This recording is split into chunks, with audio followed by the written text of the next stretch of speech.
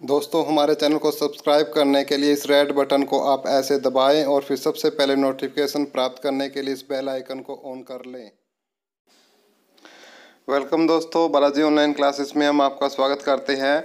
तो दोस्तों जो हरियाणा ग्रुप डी का जो शाम का जो एग्ज़ाम था दोस्तों, उसी को लेकर आज की हम ये आंसर की डाल रहे हैं दोस्तों। तो दोस्तों यदि कहीं थोड़ी बहुत गड़बड़ है या आपको डाउट ऑफ कहीं लगता है किसी भी क्वेश्चन में, तो आप कमेंट करके कमेंट बॉक्स में ज़रूर बताएं दोस्तों कि आंसर क्या हो सकता है। और क्वेश्चन को सभी के साथ शेयर ज़रूर करें यदि आप किसी पर श्योर हो और किसी पर आपको ये लगता है कि नहीं, बिल्कुल आप उसके बारे में तथ्य के साथ दें ताकि हमारे सभी व्यूअर्स उसका जो सही फ़ायदा सही आंसर पता लगा सके।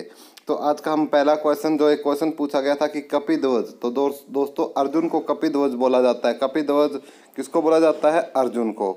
एक छोटा थैलियों में थामे जाने वाला ड्रम, तो दोस्तों डमरू होता है, सभी को पता होता है। वो शब्द ज्ञात करें जो तीनों से भिन्न है। ये तीन देश के नाम है और मणिपुर एक राज्य का नाम है, तो ये हो जाएगा। उसके बाद अल्ताफ हुसैन हाली के बारे में पूछा गया जो कि कविता लिखते हैं। फिर एक क्वेश्चन पूछा गया था कि दो सिक्कों को एक साथ उछाले जाते हैं तो दो पश्च भाग की प्रायिकता कितनी होगी दोस्तों? तो 1/4 होगी। और एक क्वेश्चन पूछा टांगरी, जो कि मार्कंड नदी की सहायक नदी है दोस्तों, टांगरी नदी। नेक्स्ट क्वेश्चन है, एक क्वेश्चन पूछा गया था आपका, ये साइंस के जीके का क्वेश्चन है दोस्तों, जिसमें 1 मीटर लंबाई की एक धातु के तार का प्रतिरोध दिया गया है 26 ओम दिया गया है। टेम्परेचर टी पे तार का व्यास दिया गया है, तो आपको प्रतिरोधकता फाइंड आउट करनी। तो इसका मैं आंसर बताता हूँ आपको, डायरेक्ट 1.84 × 10⁻⁶ ओम मीटर आ जाएगा। और यदि फार्मूला आपको बता दूँ किस फार्मूले से फाइंड आउट कर सकते हैं आप, R = ρ/L/A। रो R यहाँ पर रेजिस्टेंस है 28 ओम दिया हुआ है। रो आपको फाइंड आउट करना है। लेंथ कितनी दी हुई है दोस्तों? 1 मीटर दी हुई है। और एरिया तो आपको नहीं दिया, और जो तार का एरिया है उसको फाइंड आउट करते हैं हम πr² से। और r की जगह यहाँ पर क्या दिया है? डायमीटर।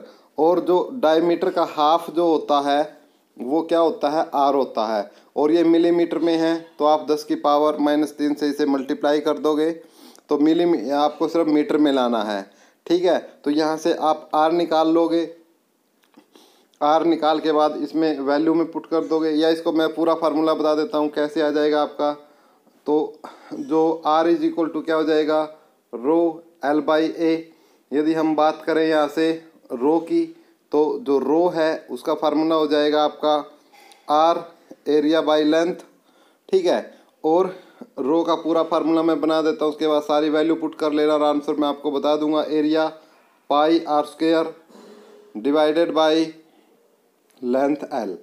पाई की वैल्यू 22/7 या 3.14 है। R की वैल्यू मैंने बताया है 0.3 mm की, 0.3 डिवाइडेड बाई 2 × 10⁻³ हो जाएगी ये R की वैल्यू, ठीक है। ये सारी वैल्यू इसमें पुट करोगे तो आंसर आ जाएगा 1.84। थोड़ा सा एक यही क्वेश्चन था इसमें जो काफ़ी मुश्किल था, बाकी सारे ठीक ठाक क्वेश्चन हैं। नेक्स्ट एक क्वेश्चन पूछा गया कि दबी हुई रोशनी, तो दोस्तों कोयले को बोला जाता है दबी हुई रोशनी। किसको बोला जाता है दोस्तों? कोयले को बोला जाता है। नेक्स्ट पर्सन हम डिस्कस करते हैं कि नेक्स्ट पर्सन है दोस्तों, यदि 5 tan α = 4 है तो इसकी वैल्यू, तो बिल्कुल आसान सा है दोस्तों। जो ये ऊपर है और नीचे आप क्या है कोस से मल्टीप्लाई कर लो, ऊपर भी और नीचे भी, तो ये हो जाएगा आपका 5 tan α -3 डिवाइडेड बाई 5 tan α + 2। और 5 tan α की वैल्यू कितनी दी है? 4 3 डिवाइडेड बाई 5 प्लस कितना दिया हुआ है दोस्तों? 2। 5 प्लस कितना? 2 है। ओ सॉरी, 5 tan α की वैल्यू 4 है, तो 4 + 2, तो यह आ जाएगा 1/6। तो आंसर क्या हो जाएगा दोस्तों? इसका 1/6 आ जाएगा। कितना आ जाएगा इसका? 1/6। क्लियर है दोस्तों? बहुत सा आसान सा क्वेश्चन था, लेकिन जो साइंस के जिसका बैकग्राउंड नहीं है उसको थोड़ी सी दिक्कत आ सकती है। नेक्स्ट वैदिक सभ्यता सरस्वती से रिलेटेड है दोस्तों। उसके बाद एक क्वेश्चन साइंस का पूछा गया बहुत ही शानदार। एक अधातु होती है जो चमकदार, देखो धातु जितनी भी होती है सभी चमकदार होती है, लेकिन एक अधातु होती है आयोडीन जो कि चमकदार होती है ठीक है दोस्तों। और एक जीएसटी के ऊपर पूछा गया आपसे कि 0% कि जो आपके प्रसंस्कृत फल और सब्जी होती है दोस्तों, उन पर टैक्स 18% आसपास लगता है, जो ड्राई फ्रूट वगैरह जो होती हैं उन पर, लेकिन बाकी सब पे क्या है, 0 है। तो आपका ऑप्शन सी हो जाएगा इसमें करेक्ट। दोस्तों मैं एक बार फिर से आपको बोल रहा हूँ कि यदि आपको कुछ लगता है और आप किसी चीज़ पे श्योर हो तो ज़रूरी नहीं है कि हम आंसर दें। हम कोई HSC से नहीं मिले हुए हैं, ठीक है, हम भी आप जैसे ही हैं। देखो भाई, सीधी बात, सीधा कहना, सुखी रहना सबसे अच्छी बात होती है। आप भी अपने सुझाव कर सकते हैं, लेकिन फिर भी हमने रिसर्च करके और अपने लेवल पर ये आंसर की बना रहे हैं। ऑफिशियल की का प्लीज़ वेट करें, क्योंकि ऑफिशियल की ही अंतिम मानी जाएंगी। नेक्स्ट है क्वेश्चन जो है आपका, वो पूछा गया था आपसे एक कि निम्न में से किस देश के साथ भारत का मुक्त व्यापार नहीं है। तो भाई ब्राज़ील के साथ नहीं है भारत का, थाईलैंड, जापान और कोरिया के साथ है, लेकिन ब्राज़ील के साथ नहीं है। नेक्स्ट है जागीरदारी, जो है लैंडलॉर्ड्स को बोलते हैं। क्लियर है दोस्तों। नेक्स्ट पर्सन देखते हैं कि साल वृक्ष कहाँ पाए जाते हैं। तो जो कालेसर का जो वन होते हैं, साल वृक्ष पाए जाते हैं। जो संख्या अन्य से भिन्न है ये है, बाकी 1/4 है, ये आपकी 1/7 है। नेक्स्ट है एक संख्या में 2 अंक है जिनका योग 4 है। कहता है कि एक संख्या में कितने अंक है, 2 अंक है। यदि संख्या में 18 जोड़ दिया जाता है तो अंकों का स्थान आपस में बदल जाता है। देखो भाई, बहुत ही प्यारा क्वेश्चन है। देखो इन सब में अंकों का योग तो 4 है, ये तो बात सही है, लेकिन यदि हम 13 में कितने जोड़ दें, 18 जोड़ दें, तो कितना हो जाएगा, 8 और 3 11, 1 2 और 1 3, तो कितना हो जाएगा, 31। तो अंक बदल गए ना, तो इसका मतलब क्या है दोस्तों, 13। आप ऑप्शन से ही क्वेश्चन को इसको सोल्व करने की कोशिश करें दोस्तों, बहुत ही शानदार क्वेश्चन था। नेक्स्ट है दोस्तों, संविधान के संदर्भ में है पूछा गया आपसे। तो यह संसद में निजी सदस्यों द्वारा लगाया जा सकता है।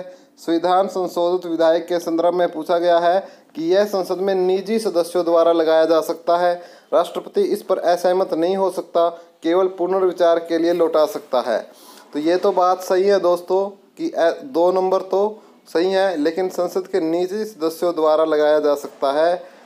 तो थोड़ी सी इसमें कन्फ्यूजन में है, मुझे इसका आंसर लगता है कि केवल 2, लेकिन फिर भी एक बार जो कोई यदि पॉलिटिकल साइंस का कोई महान ज्ञाता देख रहा हो तो बच्चों को मार्गदर्शन करे इस क्वेश्चन में स्पेशल।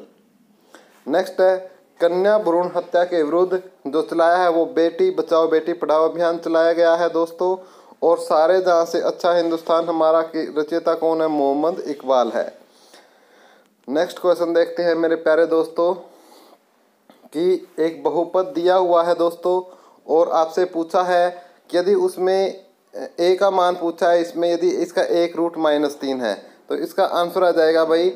देखो इसको सोल्व कैसे करोगे, 2 × 3 का स्क्वायर प्लस 3 × -3, और ये माइनस यहाँ भी माइनस लगेगा, और -3 × -3 हुआ, और उसके बाद -3 है बराबर क्या हो जाएगा, 0।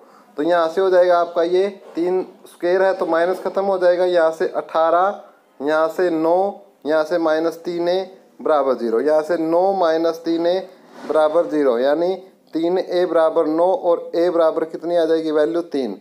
तो इसका आंसर कितना हो जाएगा प्यारे दोस्तों, 3। बहुत ही शानदार क्वेश्चन था। 2 है दोस्तों, इसका अनकंसिस्टेंट सॉल्यूशंस होता है दोस्तों, क्योंकि सेम है। यदि √3 से इसको मल्टीप्लाई किया हुआ है दोस्तों, √3 से मल्टीप्लाई किया हुआ है तो इनकंसिस्टेंट सॉल्यूशन होंगे, इसके अनंत सॉल्यूशंस हो सकते हैं। नेक्स्ट है दोस्तों, जब वस्तु को एक अवतल दर्पण के यानी कनकेव मिरर के सेंटर ऑफ कर्वेचर पर रखते हैं तो वस्तु के आकार का ही बनता है। किसके आकार का बनता है दोस्तों, वस्तु के आकार का। नेक्स्ट है हरियाणा विधानसभा आपकी चंडीगढ़ में है। नेक्स्ट क्वेश्चन है आपका कि एक चिड़ियाघर में कुछ शेर और तोते हैं और उनके सिर है 15 और टांगे हैं 50, तो शेरों की संख्या पूछे दोस्तों, उसमें 10 शेर और 5 तोते हैं। ठीक है, तभी क्योंकि एक जो शेर है, शेर की टांगे कितनी होती है दोस्तों, 4, और एक यदि हम पैरट की बात करें तो पैरट के कितने होते हैं, 2। तो यदि हम बात करें हमारे 10 शेर है तो कितनी टांगे हो गई, 40, और यदि कितने तोते हैं, 5, कितनी है, 5 तो तोते हैं, तो दोस्तों कितनी हो जाएगी टांगे, 10। तो टोटल कितनी है, 50। हेड कितने हो जाएंगे प्रत्येक के, तो इसलिए क्या है, 10। तो यदि तोते पूछ लेता तो कितने आंसर आता, 5। पूछा क्या है, शेर, तो आंसर क्या रह जाएगा हमारा, 10। नेक्स्ट प्रश्न देखते हैं दोस्तों। समीकरण दिया हुआ है दोस्तों और समीकरण में आपसे वैल्यू पूछा है। अभी सोल्व कर लेते हैं, आपके सामने ही सोल्व करेंगे इसको। समीकरण दी है 3x minus Y minus 5 is equal to 0। एक समीकरण ये है। दूसरी है आपकी 9x minus 3y plus C is equal to 0।